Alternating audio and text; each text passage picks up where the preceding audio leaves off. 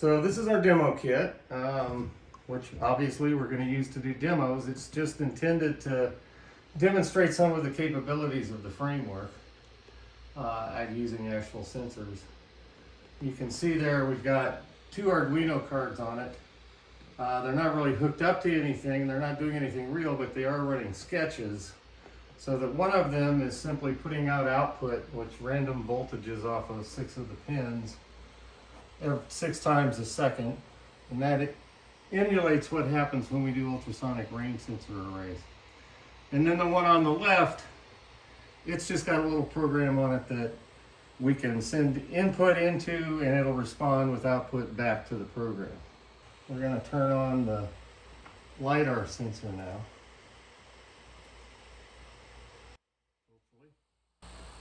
There we go. And you can see there's the LiDAR image. Well, you can see the LiDAR sensor spinning. And now on the screen you can see the LiDAR image, which is kind of scattered and weird, but it's because we're in a kind of a junction of the rooms here. In addition to the two Arduino cards, we've got a Intel depth camera that sticks up above things there that we're able to do object recognition with. And then in the front, we've got a little RP Lidar sensor, 360-degree LiDAR sensor that we can get LiDAR scans with and that we're working towards doing SLAM with. So now, if we go over to the screen, you can see there the image off the depth sensor will live dangerously. It should theoretically be able to get it at any angle. Okay, so we're hitting Azure here. Look at that, we got it first try.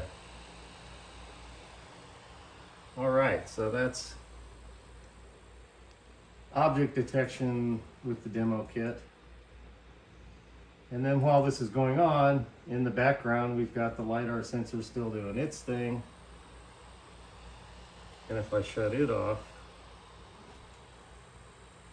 then I can come over here and turn on the range sensors. There you can see the output coming off the Arduino card, which isn't really anything but random numbers within a range, but they're coming out 6 times per second.